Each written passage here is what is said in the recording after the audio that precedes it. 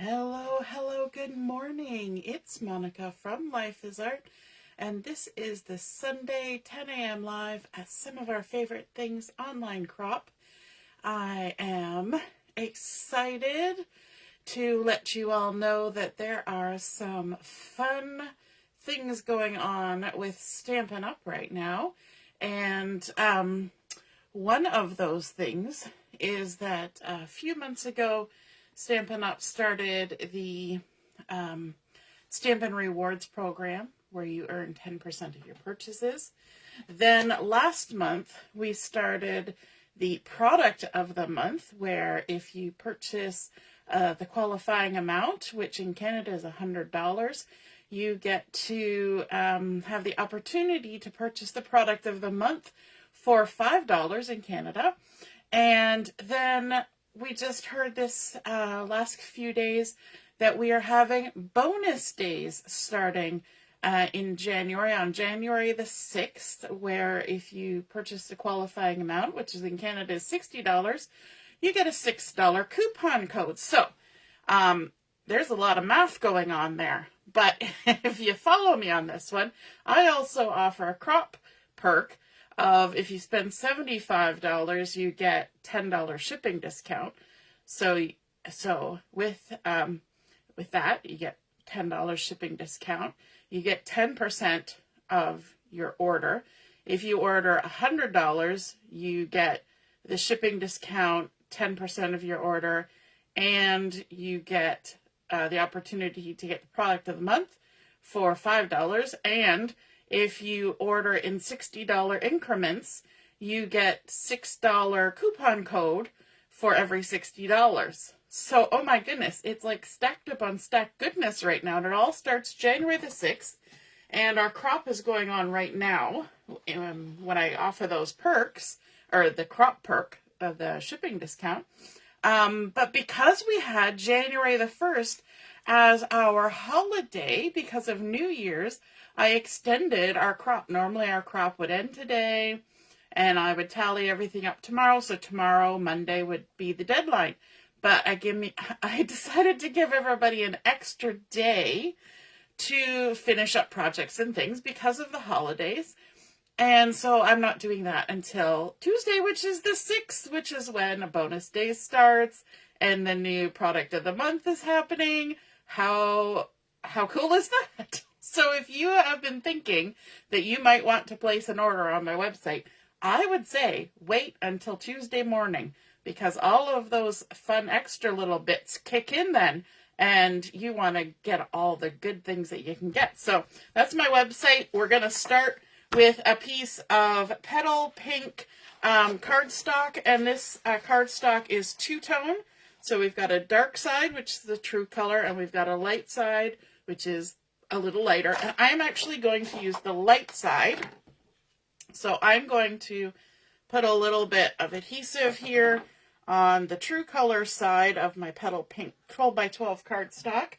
And I'm going to flip it over and I'm going to line it up. And the reason why I'm doing that is because we need to do some measurements on this layout today. And I don't want to be fussing around with it, shifting around on me, which it inevitably does, right?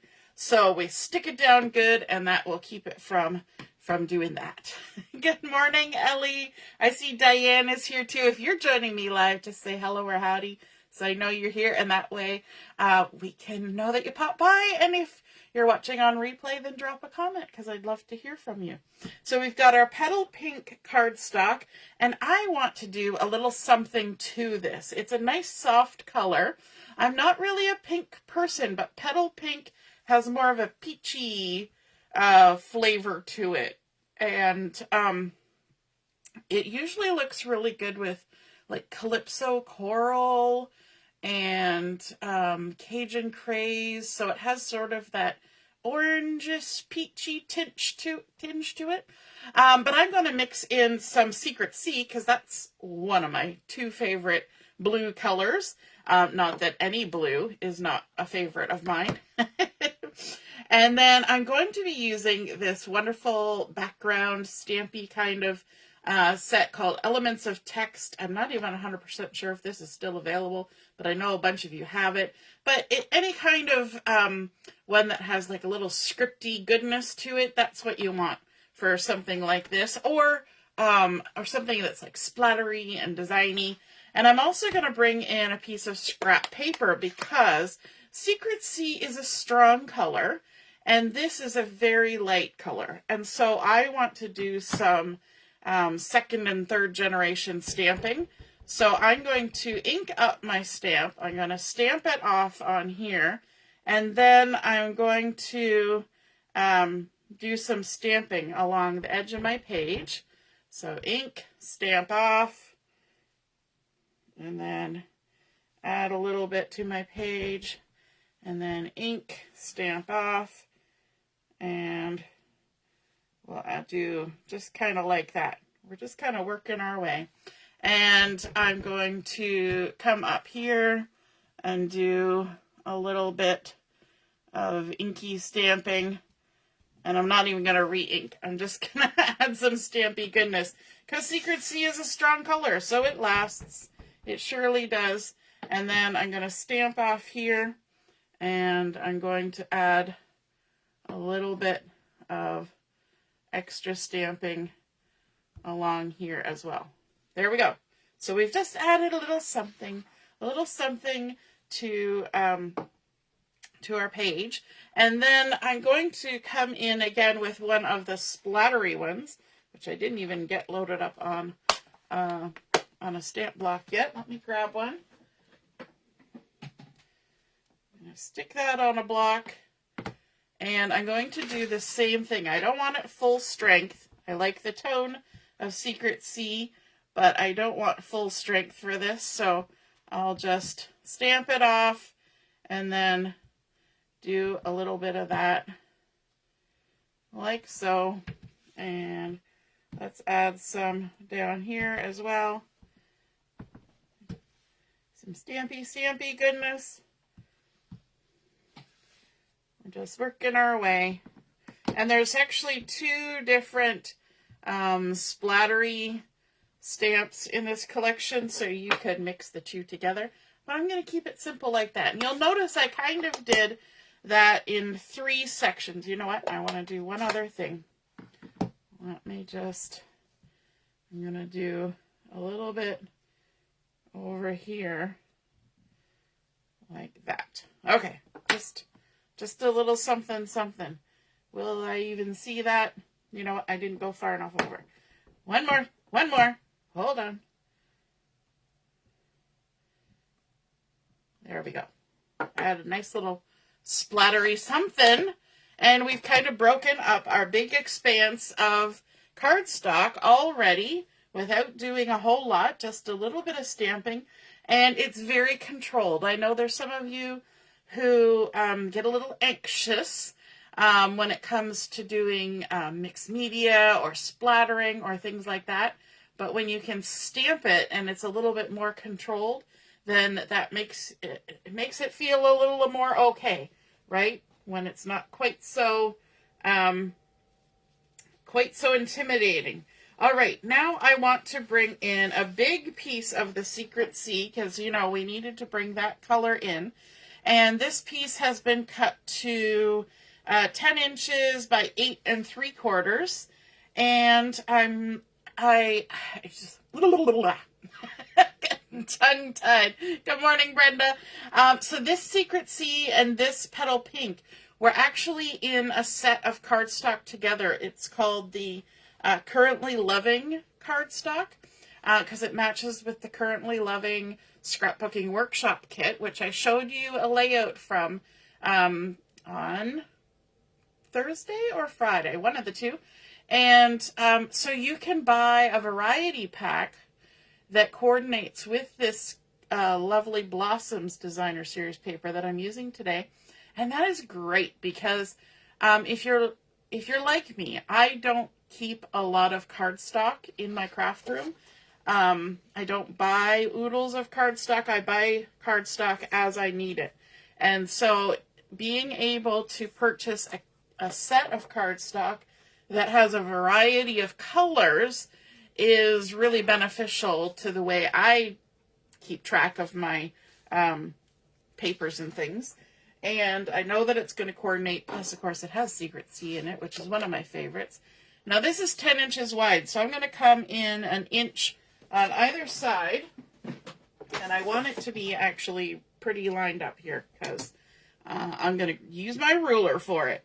And then we're also going to, we have 8 3/4, which, let me see, 8 3/4 gives us 1, 2, 3 1/4.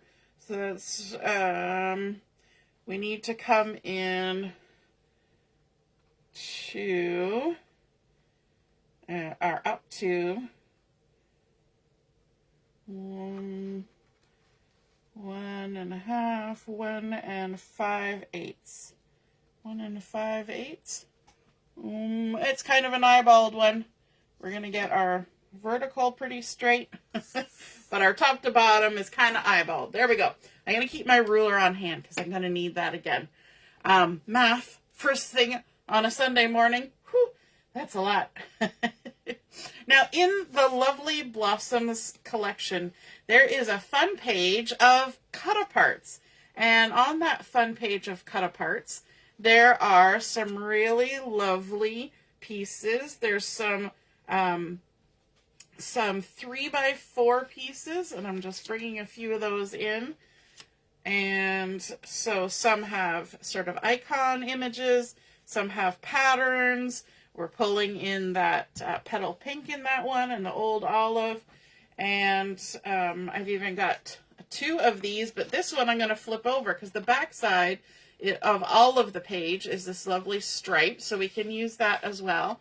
And then I also brought in just a piece of the pattern paper that's in the collection. It's got a nice little old olive texture-y, kind of a textile on the back, but it's got these gorgeous white blossoms on the front. And so I just cut this to a 3x4 so that I could add it to my layout. And I thought that kind of putting them in this fun grid brought in a lot of the colors, a lot of the blossoms, and it made this lovely 3x2 grid on my paper. Okay, and you know what? I was going to use my ruler, but I think I can line this up all right.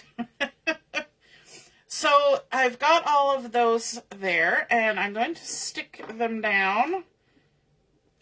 I take your pick tools rolling all over the place. I'm going to use the edge down here because I don't want to move my pieces around too much by doing this up on my layout.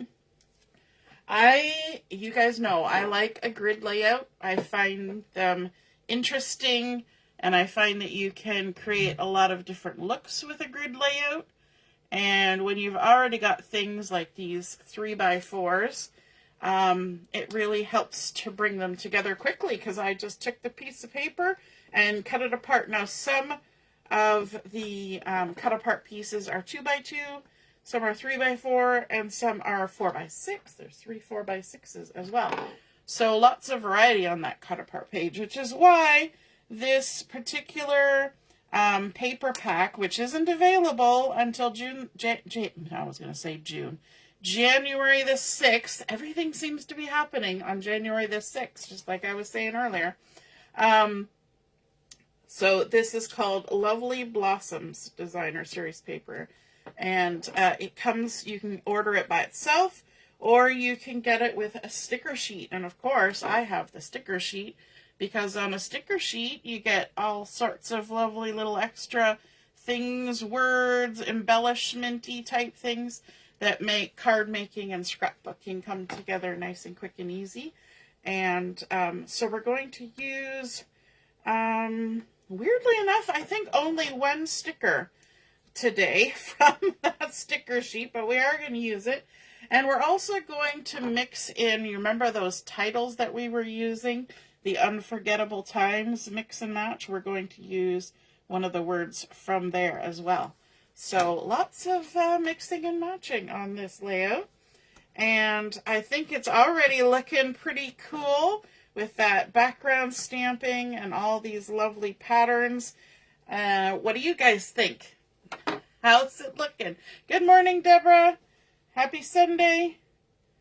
So we're just going to line these up.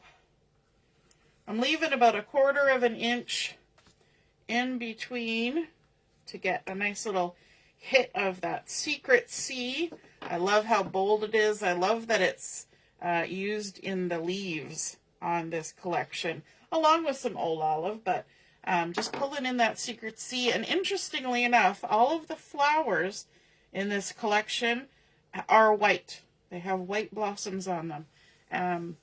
So all the other colors are coming in other ways, but just those white blossoms. Very pretty. Okay, so now I want to add some embellishments to my page. And to do that, I looked at this piece of the Designer Series paper, the Lovely Blossoms, and this said fussy cut to me. Not to everybody else, maybe, but to me it said fussy cut. So that's where I pulled my embellishments from. So I went ahead and cut some pieces from the leftover bits that I had of this page, and some of them were cut on the edge. And you know what? That's okay, because I'm actually going to use them on the edge of my layout. So having them already cut on the edge is quite all right with me. So I'm just going to go ahead and add some liquid glue to that. And I'm not putting glue everywhere. I'm going to let my leaves do what they want. And we're just going to add these right on here. And you wouldn't necessarily think to add embellishments around the edge of a page that's got a grid on it like this, but I think it looks kind of pretty adding that. And then it's got that little background of the stamping and the splattery stamping going on there.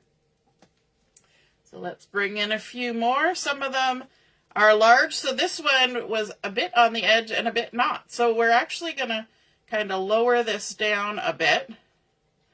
And I will probably end up having to trim off a little bit of that second flower. Not a lot, but a little bit. Like so. There we go. And then we've got this. And you'll notice I've got 3 blossoms over here. And I'm going to put 3 blossoms on the other side. Just to keep them all kind of samey. And I'm actually going to tuck this one in behind, I think. And because I use liquid glue, and because I haven't waited too long, I can just lift that up and tuck it in. And then I've also got just one stray leaf that we can add in there as well, just for a little bit more. And I like that little bits of it are overlapping my grid. Hey, good morning, Samira. You're loving the flowers on the paper. Me too. And I like that they're all white. Because as I said when I was putting down that petal pink in the background, I'm not really a pink inclined person. And so having white gives you options, right? It doesn't feel like it's too much of pink. Now this has a pink background. So around the edge of all my flowers is a little halo of that petal pink. However, because my background page is also petal pink, it kind of blends in.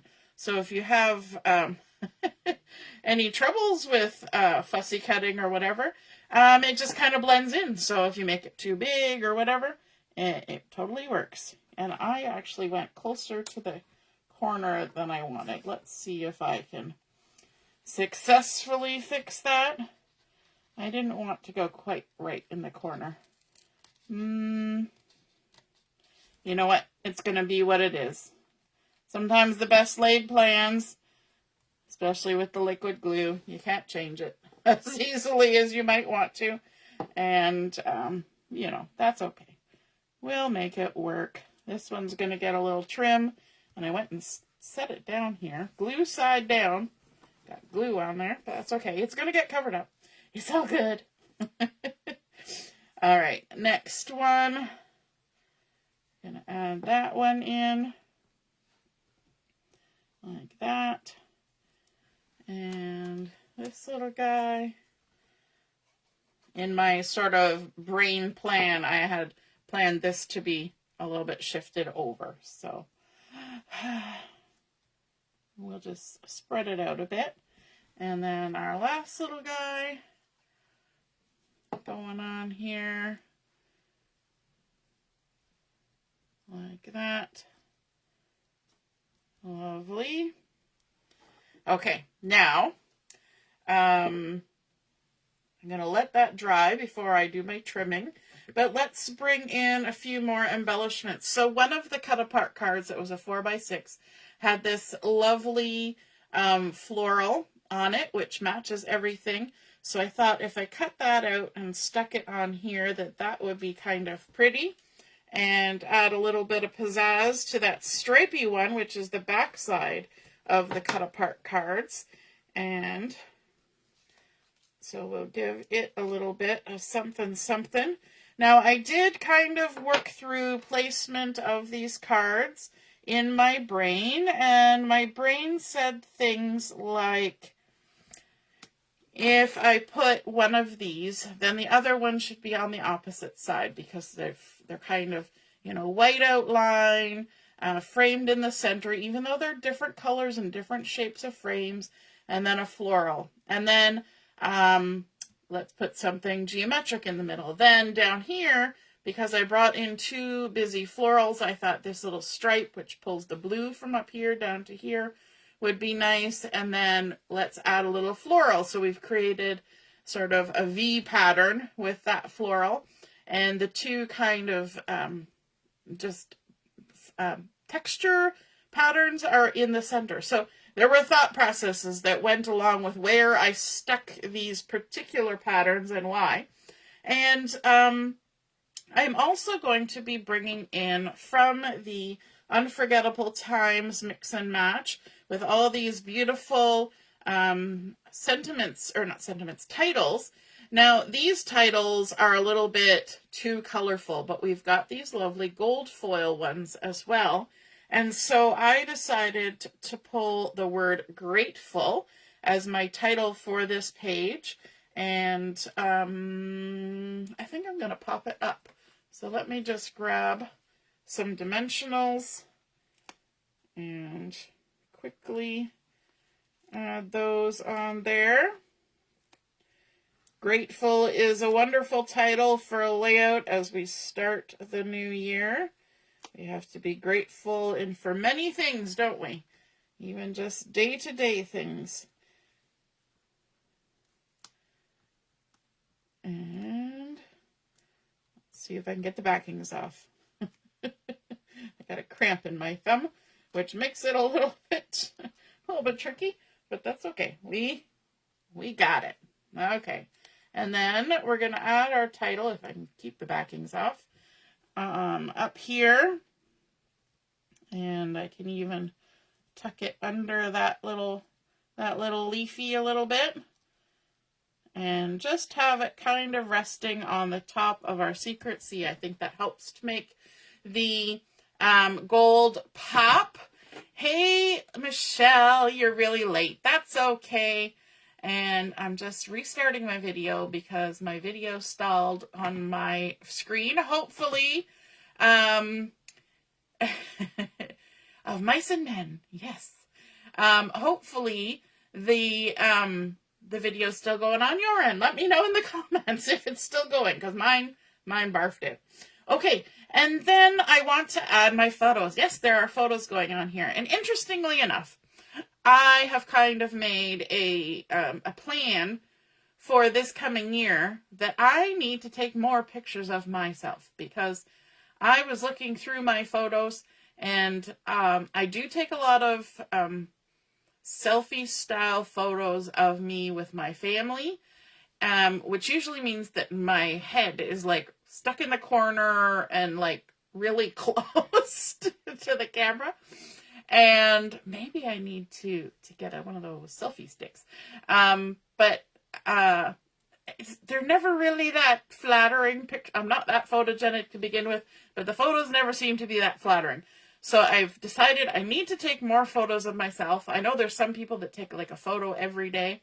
So I thought I would look through my photos and find some pictures of me in my craft room, because I'm very grateful to be able to do this crafting and to share it with you guys and to have the space to do it, because I didn't always have a craft room. It's only been the last few years.